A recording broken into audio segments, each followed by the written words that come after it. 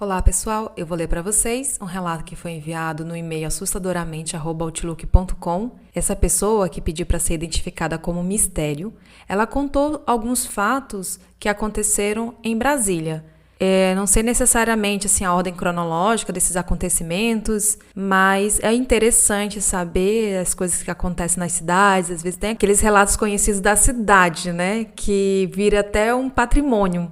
Então, se você tiver algum relato que acontece na sua cidade, às vezes não aconteceu com você, mas aquela história legal para você contar, faça igual ao Mistério, mande aqui no e-mail para a gente ler aqui no podcast. Aconteceu em Brasília. Primeiramente, eu peço permissão a Deus para contar esses relatos e que Ele abençoe, porque é só para mostrar que existe sim o que não podemos explicar. E só quem já viveu isso é que acredita. Mas os que não acreditam, tenham certeza que essas coisas são reais e as provas são verdadeiras. Não é conversa, é fato. Esse relato aconteceu com o Dr. Pipoca. Ele era ruivo e explosivo e estudava direito em uma universidade conhecida de Brasília. Ele iniciou estudando pedagogia e depois passou a fazer direito. Como morávamos no Cruzeiros, na saída da cidade, tinha que fazer uma curva para entrar no caminho para depois entrar no parque da cidade. Estava chovendo muito forte e ele viu uma moça em pé, longe da parada de ônibus. Ele não era bom, mas segundo eu, sentiu no coração que deveria dar carona. Quando digo que ele não era bom, é que não pararia para dar carona a ninguém. Mas algo fez com que ele parasse e desse carona para aquela moça, calada, pálida e estranha. Ele fez a curva para a entrada do parque e dentro do parque da cidade que fica perto do cemitério. A moça ficou desesperada e resolveu falar. Moço, pare aqui. Então, o meu pai parou e ela virou-se e disse. Moço, obrigada. Eu estava esperando há um tempão que alguém me desse carona para chegar aqui. E meu pai disse antes. Mas aqui fica perto do cemitério. O que mais nos assustou é que tempo depois descobrimos que aquele lugar onde a moça pediu para descer é o local onde o pessoal passa para visitar os entes queridos no Dia dos Finados. Pois lá tem uma entrada que fica entre o parque e o cemitério. E o mais assustador ainda é que meu pai contou para minha mãe que quando ela saiu, ele sentiu vontade de passar a mão no banco do passageiro e ele estava seco, nem parecia que alguém ensopado pela chuva sentara-se ali. Apesar do meu pai em vida não ser amigo de ninguém, ele não era bom nem com a família.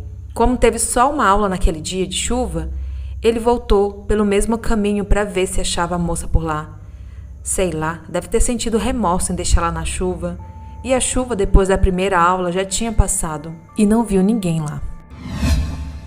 Esse outro relato é mais histórias que o povo conta, como a história das almas que deslizam à noite no Lago Paranoá e depois descobriu-se que tem uma cidade submersa dentro dele. E esse parece mentira, mas então.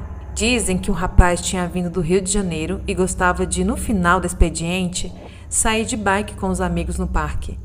Um dia, ele se atrasou e depois souberam a notícia de que esse rapaz tinha morrido. Ele tinha uma bike personalizada que brilhava à noite. Não se sabe se era o desenho de uma caveira ou o que era, enfim. Não se sabe também do que ele morreu, né? Se ele foi trocar o pneu da bike e um caminhão o atropelou. Esquisito. E deve ter sido há muito tempo, do tempo dos candangos. 10 anos depois, os amigos resolveram pedalar no parque no mesmo horário, que era à noite. Eles começaram. De repente, alguém, do nada, saiu rápido entre eles. O mais atleta saiu em disparada e com ódio nas ventas. Mesmo bufando, seguiu o intruso. Mas de repente, os amigos viram ele caído na frente e, ao chegar, estava tremendo como se tivesse visto um fantasma. Segundo ele, o cara que pedalou foi o antigo colega morto. O defunto resolveu pegar sua bike personalizada e dar o último rolê. Mas será verdade? Só sei de uma coisa. Os ciclistas de Brasília pegam seus camelos e andam na estrada com os carros e não se atrevem a andar dentro do parque. E mesmo com a nova estrada para eles, só querem pedalar entre os carros lá do lado de fora do estacionamento e do parque interno.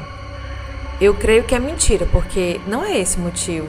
E tem atletas de ponta que pedalam para pegar toda a situação de um percurso e outros que se unem em grupo para pedalarem pelas bandas de Brasília, como o jornal local já mostrou, E tem gente que após as 19 horas continua pedalando com suas bikes atômicas no parque da cidade, que dizem ter fantasmas, altas horas da noite e gritos, mas ninguém nunca quis dormir no parque à noite, principalmente no estacionamento perto do cemitério.